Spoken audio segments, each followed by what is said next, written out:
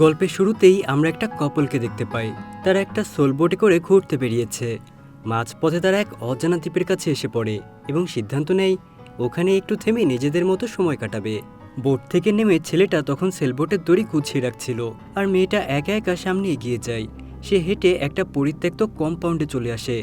জায়গাটা ছিল খুবই নির্জন, কিন্তু হঠাৎ তার মনে হয় আশেপাশে কেউ আছে। ভয় পেয়ে সে হঠাৎ দৌড়াতে শুরু করে। এরপর সে একটা গাছের আড়ালে গিয়ে লুকিয়ে পড়ে, কিন্তু হঠাৎ কেউ একজন তাকে টেনে ধরে নিয়ে যায়। সে আতঙ্কে চিৎকার করে ওঠে, এমনকি তার স্বামী সে চিৎকার শুনে সেদিকে চলে আসে।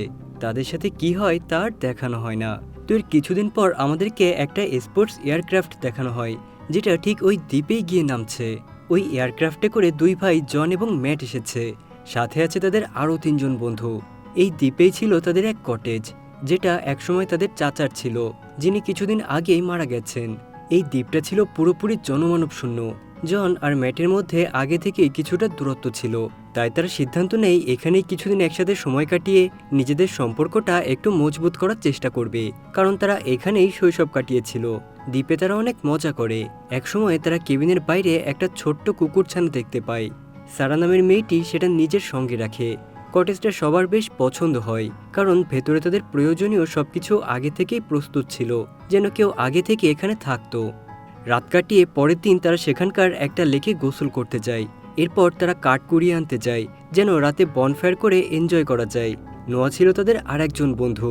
রাতে সে যখন রান্নাঘরে যায়, তখন সেই কুকুরছানাটি তার পেছনে পেছনে চলে আসে। নোয়া বলে সে কুকুরের চেয়ে বিড়াল পছন্দ করে। সঙ্গে সঙ্গে এই কুকুরটা তার দিকে এমনভাবে গর্জে ওঠে যেন সে বুঝে গেছে তার কথা। নোয়া ব্যাপারটা অদ্ভুত মনে করে কেবিনের বাইরে চলে আসে। কুকুরছানাটিও তার পেছনে বের হয়ে আসে। বাট সারা খুবই চিন্তিত হয়ে পড়ে, কারণ এই নির্জন দ্বীপে সেই ছোট্ট কুকুরছানাটির যত্ন নেওয়ার মতো কেউই নেই। তাকে এমন অস্থির হতে দেখে জন বলে, চলো আমরা সবাই মিলে কুকুরছানাটিকে খুঁজে বের করি। এরপর তারা দুইজন বেরিয়ে পড়ে কুকুরছানাটিকে খুঁজতে। তারা আশেপাশে অনেক খোঁজাখুঁজি করার পরেও কুকুরছানাটিকে কোথাও খুঁজে পায় না। এদিকে সারা হঠাৎ করেই সেই কুকুরছানাটির কান্নার আওয়াজ শুনতে পায়। সেই কান্না শুনে সে তার দিকেই এগিয়ে যায়। তখন ঝোপের আড়ালে সে কুকুরছানাটিকে দেখতে পায়। সে যখন তাকে কোলে তুলে নিতে যাবে, এমন সময় সেখানে একটা বড় কুকুর এসে তার পায়ে কামড়ে দিয়ে সাথে সাথেই সেখান থেকে পালিয়ে যায়। এই ঘটনার পর সারা খুবই ভয় পেয়ে যায়। সঙ্গে সঙ্গে জন তাকে নিয়ে ভেতরে চলে আসে। সারার পায়ের গভীর ক্ষত দেখে নিকি বলে তাদের এখনই দ্বীপ ছেড়ে চলে যাওয়া উচিত, কিন্তু জন তেমন ভয় পায় না। সে বলে এটা খুব গুরুতর কিছু না। কুকুর কামড়ানোর 7 দিনের মধ্যে যদি ইঞ্জেকশন দেওয়া হয় তাহলে বিষ শরীরে ছড়ায় না। সে বলে তারা আরও কিছুদিন এখানে থেকে এনজয় করে যেতে পারে। সারা এতে রাজি হয়ে যায়। রাতে ম্যাট নিকিকে বলে এই দ্বীপে আগে একটা কুকুর প্রশিক্ষণ কেন্দ্র ছিল। তারা ছোটবেলায় এখানে কুকুরছানার সঙ্গেই খেলতো, কিন্তু এক সময় এক কুকুরের মধ্যে ইনফেকশন ধরা পড়ায় সব কুকুরকে মেরে ফেলা হয়েছিল। পরদিন সকালে সারার ব্যবহার অদ্ভুত হতে দেখা যায়। সে কারোর সঙ্গে ঠিকমতো কথা বলে না, এমনভাবে খায় যেন অনেক দিন না খেয়েছিল। এদিকে জন, ম্যাট এবং নোয়া তখন শিকার করতে বের হয়। সারা ও নিকি থেকে যায় কেবিনে, কিন্তু জঙ্গলে খরগোশ বা হরিণের কোনো চিহ্নও তারা পায় না। নোয়া তখন ফটোগ্রাফি করতে থাকে। হঠাৎ তার সামনে এসে দাঁড়ায় একটা কুকুর। সে ধীরে ধীরে পেছাতে থাকে, কিন্তু তখন চারপাশ ঘিরে ফেলে আরও অনেকগুলো কুকুর। সে কোনোভাবে দৌড়ে পালায় এবং ম্যাট ও জনের সঙ্গে দেখা করে। নোয়া তখন বলে এই দ্বীপে থাকা বিপজ্জনক, কারণ চারপাশে কুকুরে ভরপুর।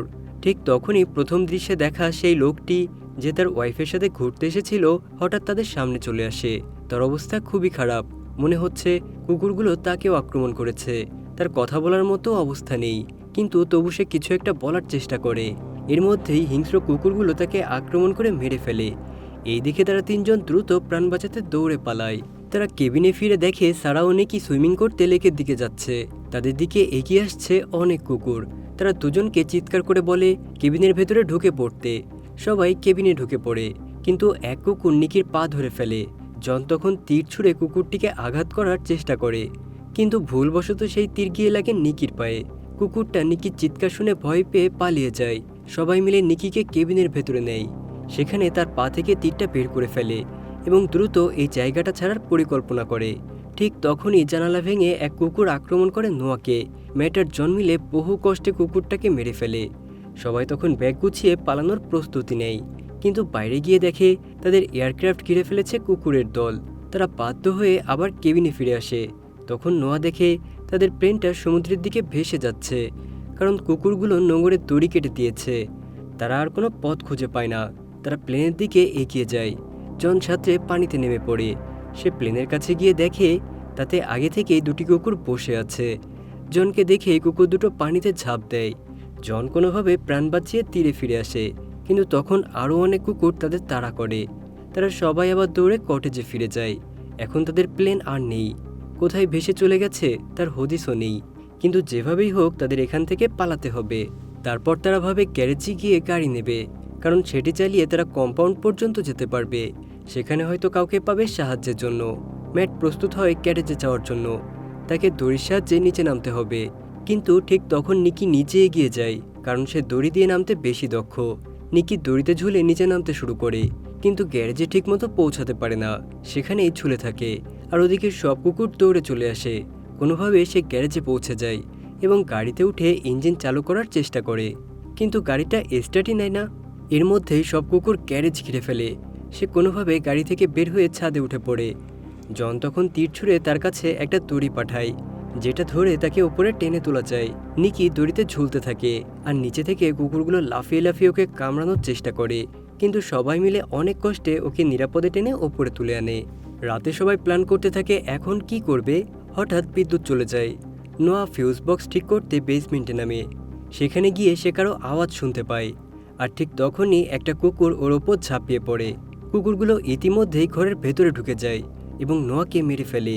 নোয়ার মৃতদেহ দেখে সবাই বুঝে যায় পরিস্থিতি কতটা ভয়ানক হয়ে গেছে। তাই তাড়াতাড়ি তারা বেসমেন্টের দরজা বন্ধ করে দেয়। বাইরেও চারিদিক থেকে কুকুরগুলো ঘরের দরজা জানালা ভাঙার চেষ্টা করতে থাকে। সবাই দ্রুত দোতলায় উঠে যায় নিজেদের বাঁচাতে।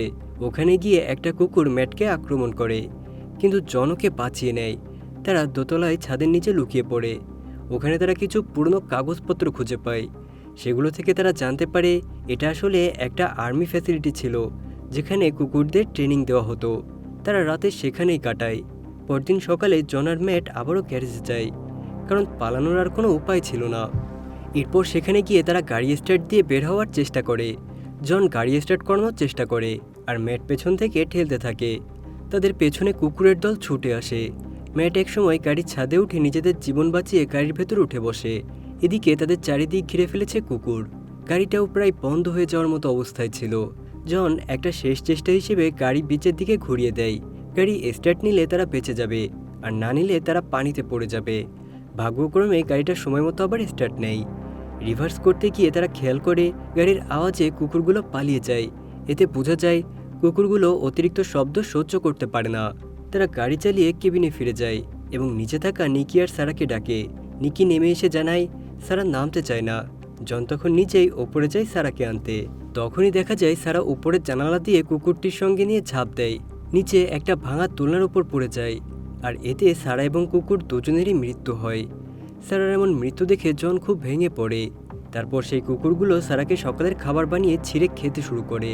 আর এদের বাঁচতে হলে এখনই তাদের কম্পাউন্ডের দিকে রওনা দিতে হবে। তাই সবাই গাড়ি নিয়ে দ্রুত কম্পাউন্ডের দিকে রওনা দেয়। সেখানে গিয়ে তারা হয়তো রেডিওর মাধ্যমে সাহায্য চাইতে পারবে, কিন্তু ভেতরে ঢুকে তারা বুঝতে পারে আসলে এখানে শুধু কুকুরদের ট্রেনিংই দেওয়া হতো না, তাদের অবৈধভাবে জেনেটিক্যালি ইনহ্যান্স করা হতো। আর এটা করা হতো তাদেরকে যুদ্ধের জন্য প্রস্তুত করার জন্য। কিন্তু সেই পরীক্ষা ব্যর্থ হয়েছিল, তাই এই কুকুরগুলোর এখন এই অবস্থা। তখন তারা দেখে রেডিওর এন্টিনার একটা তার খুলে গিয়েছে। যদি সেটা জোড়া দেওয়া যায় তবে হয়তো রেডিও আবার কাজ করতে পারবে। তাই জন বাইরে গিয়ে সেই এন্টিনাতে উঠে পড়ে। আর ঠিক তখনই জন সেই কাপলের ফটো দেখতে পায়, যাদেরকে মুভির শুরুতেই এখানে আসতে দেখা গিয়েছিল। কিন্তু ঠিক যখন সে এন্টিনার কেবল জোড়া দেয় তখন বিদ্যুতের শক খেয়ে সে নিচে পড়ে যায়। আর তখন কুকুরগুলো তাকে ঘিরে ফেলে এবং আক্রমণ করতে শুরু করে। ঠিক তখনই ম্যাট এসে তার ভাই জনকে বাঁচিয়ে নেয়। তবে কুকুরের সংখ্যা এত বেশি ছিল যে সে কিছুই করতে পারে না। এই দৃশ্য নিকি ভেতর থেকে দেখছিল। এমন সময় শর্ট সার্কিটের কারণে কম্পাউন্ডে আগুন ধরে যায়। নিকি এই সুযোগটা কাজে লাগায়। সে একটা অক্সিজেন সিলিন্ডার খুলে দেয় এবং পেছনের রাস্তা দিয়ে বেরিয়ে যায়। সিলিন্ডার আগুনের স্পর্শে এলে সেখানে একটা বিশাল ব্লাস্ট হয়, আর এই শব্দে সব কুকুর সেখান থেকে পালিয়ে যায়। কিন্তু কিছুক্ষণ পর কুকুরগুলো সেখানে আবার ফিরে আসে। বাইরে পড়ে থাকা দুই ভাই মনে মনে ভাবে এবার বুঝি তাদের উপরে যাওয়ার টিকিট এসে গেছে। তাই তারা একে অপরকে সরি বলতে থাকে। তারা ভেবেছিল নিকিও ব্লাস্টে মারা গেছে। আর ঠিক তখনই নিকি সেখানে গাড়ি নিয়ে ফিরে আসে এবং তাদেরকে নিয়ে লেকে চলে যায়। সেখানে তারা সেই বোট খুঁজে পায়, যার সাহায্যে অবশেষে তারা নিজেদের প্রাণ বাঁচাতে সক্ষম হয়। এখন তাদের একটাই চিন্তা, তারা কি শহরে পৌঁছাতে পারবে নাকি পারবে না। তারা ভাবছিল সময় মতো কোনো ডাক্তার পাবে কিনা। অন্যদিকে ম্যাট নিচে বিশ্রাম নিতে চলে যায়, আর ঠিক তখনই দেখা যায় একটা কুকুর সেখানে ওত পেতে বসেছিল। দেখতে দেখতে সেই কুকুরটি ম্যাটের উপর আক্রমণ করে বসে, আর মুভিটি এখানেই শেষ হয়ে যায়। এই কুকুরদের জেনেটিক ম্যানিপুলেশন এই সর্বনাশের কারণ হয়ে দাঁড়ায়। মানুষকে আক্রমণ করে তারা এই দ্বীপের নিয়ন্ত্রণ নিয়ে নেয়। তাদের বুদ্ধি এখন মানুষের মতোই, তাই তারা জায়গা মতো কৌশল করে মানুষদের আক্রমণ করে। তো তোমাদের কি মনে হয় বন্ধুরা, ওরা কি সত্যি বেঁচে ফিরে যেতে পারবে, নাকি সেই কুকুরটি শেষ পর্যন্ত তাদের সবাইকে মেরে ফেলবে? তো বন্ধুরা, মুভিটি কেমন লাগলো অবশ্যই কমেন্ট করে জানাতে ভুলবে না কিন্তু। আল্লাহ হাফেজ।